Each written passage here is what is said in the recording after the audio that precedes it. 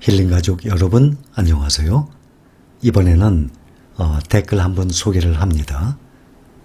이렇게 염려하시는 분들이 간혹 계세요. 감사합니다 선생님.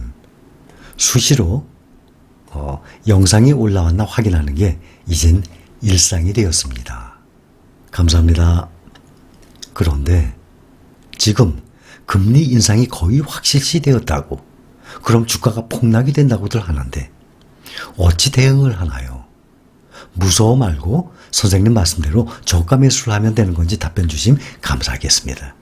이분뿐만 아니라 전에도 말씀을 드렸었는데 이러한 댓글이 앞으로도 지속적으로 올라올 거예요. 자, 생각을 해보세요. 제가 얼마 전에 말씀드렸던 겁니다. 미국 금리가 제로금리였었어요.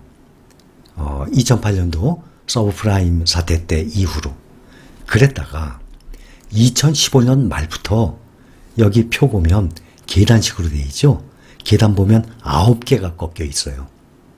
하나, 둘, 셋, 넷, 다섯, 여섯, 일곱, 여덟, 9개 꺾였다가 다시 내려오기 시작했어요. 이게 2015년부터 9번을 올렸어요, 금리를.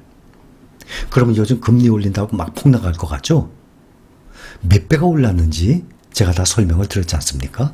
자, 우선 한국과 미국 기준금리 보셨죠? 표에 2015년 말부터 시작해서 9단계, 9번을 올렸어요. 한두 번 올린 것도 아니고. 그러면 폭락을 했겠네요? 아니에요.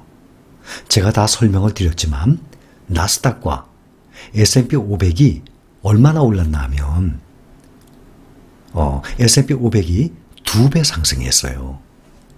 9번 동안 금리를 올리는 동안에도 나스닥은 3배 상승했어요. 5년 동안.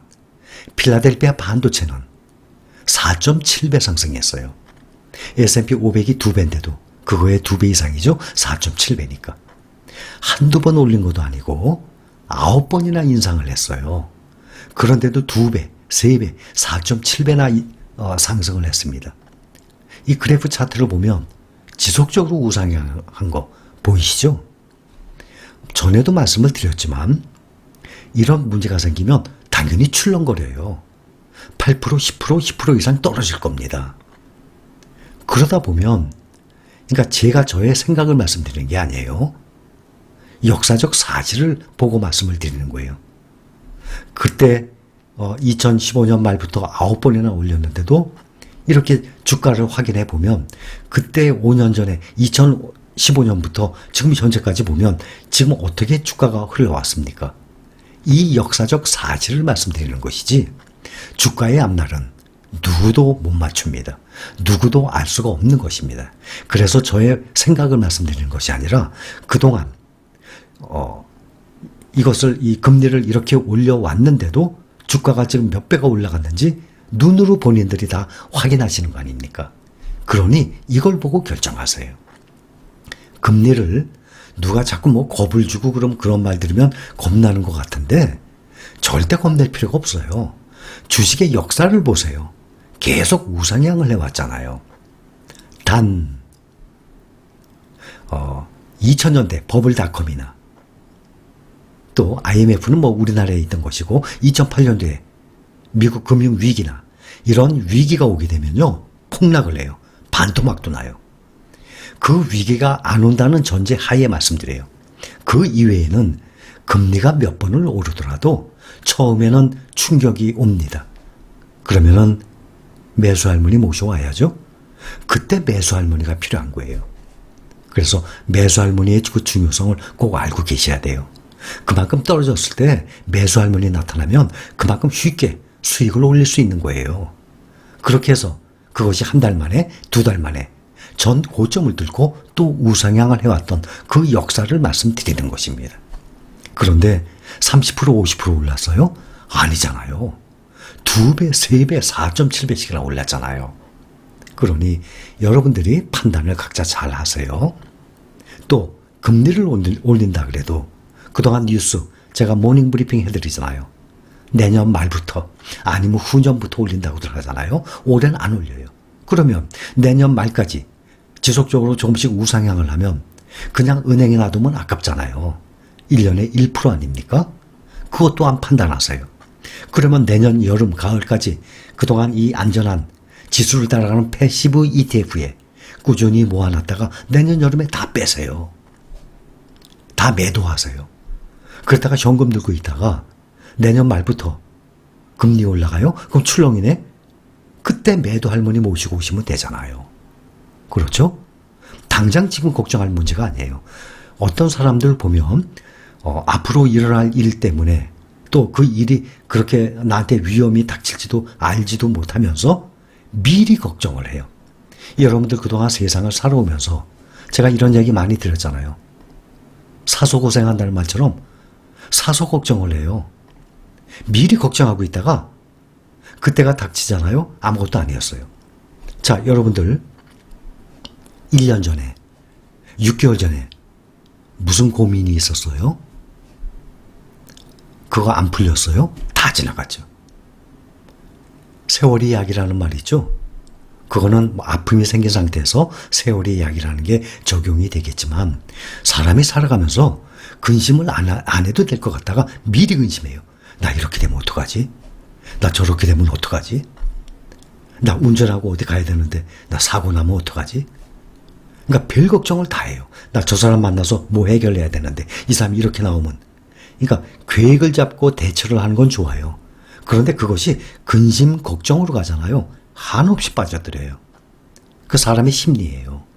그러니까 제가 그래서 부정적 마인드, 긍정적 마인드 그거를 말씀드리는 거예요. 아주 중요해요. 세상을 살아나가면서 똑같은 사건, 똑같은 일인데 이것을 어떻게 바라보느냐 그거에 따라서 갈림길이 크게 갈립니다. 그래서 제가 자꾸 긍정적인 생각을 가지라고 자꾸 강조를 해드리는 거예요. 금리가 오를까 봐 무서워요? 그러면 다음 주에 빼세요. 그거는 본인이 알아서 하세요. 또 뉴스 계속 전해드리잖아요. 내년 말, 후년부터 시작한대요. 그러면 올해 말에 파세요. 내년 봄에 파세요. 흔들리면 얼른 파세요. 그러다가 1년이고 오를 때까지, 금리 오를 때까지 6개월이고 1년이고 기다리고 있다가 남들은 계속 수익 보고 있는데도 어쩔 수 없죠. 현금 들고 있어야죠 뭐. 은행에 잠재워 놔야죠. 그러다가 금리가 떨어지면 그때 10% 떨어지는 거 맞은 생각에서 그때 삽니다. 그거는 사람마다 다르죠. 그러니 단 한 가지. 그동안에 왔었던 금융위기, 그때는 누구도 못합니다. 폭락을 하기 때문에 그거가 안 온다는 전제 하에 말씀을 드리는 거예요. 그러면은 여러분들은 어떻게 했으면 좋겠습니까? 각자 생각을 한번 해보세요. 그래서 꼭 금리 문제뿐만 아니라 어떤 문제든지 미리 걱정하지 마세요. 다 해결될 일들이에요. 그리고 여러분들이 투자하는 건요, 이것보다 안전한 주식 없습니다. 그래서 제가 안전한 패시브 ETF를 말씀드리는 거예요. 가장 안전한 주식이 S&P 500 ETF, 나스닥 100 ETF, 또 필라델피아 반도체 지수 그 ETF, 또 다우 DIA라고 있죠. 다우 추종하는 ETF, 이러한 지수 추종하는 것들은 안전해요. 아무리 삼성전자, 애플 세계적으로 유명하더라도 한 종목보다는 지금 이 종목들은 500종목, 100종목, 30종목, 수십 종목씩 가져가는 거 아닙니까? 그러니 당연히 안전하죠. 또 미국 테크탑 10 말씀드렸듯이 10종목 중에 이렇게 리밸런싱을 해주지 않습니까? 그러니 얼마나 안심이 되겠어요.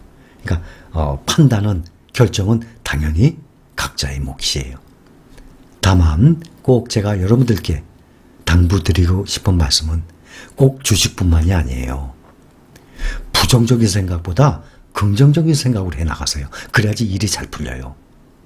분명합니다. 저도 책 계속 보잖아요. 요즘에 유튜브 때문에 전에는 며칠에 한 권씩 계속 봤는데 요즘에는 며칠에 한 권이 아니라 한 일주에 한 권이라든지 점점 전에보다는 책 보는 그 횟수가 좀 줄어들어요. 유튜브 때문에. 저보다 많이 보시는 분들도 당연히 계시겠죠. 책들 보잖아요. 긍정적인 마인드에 대해서 무지 많이 나와요. 또 행동, 실행 이런 거 말씀드렸죠. 너무너무 많이 나와요. 또 절약, 많이 나오는 것 중에 중요한 걸 제가 계속 여러분들께 주입을 시켜드리는 거예요. 여러분들 주입이 많이 됐죠? 그래서 말씀드리는 것 중에 여러분들이 조금씩이나마 도움이 좀 됐으면 좋겠어요. 그러면서 변화가 되는 거예요. 근심 걱정도 마찬가지예요. 앞으로도 주식뿐만 아니라 뭐든지 근심 걱정 미리 할 필요 전혀 없습니다. 그러니 이 주식 문제 금리 올라요? 염려하지 마세요. 위기가 와서 폭 나가는 것만 아니라면 염려할 필요 전혀 없습니다. 그리고 긍정적인 마인드로 편한 마음으로 주식 투자에 임하시기 바랍니다. 여기까지입니다. 감사합니다.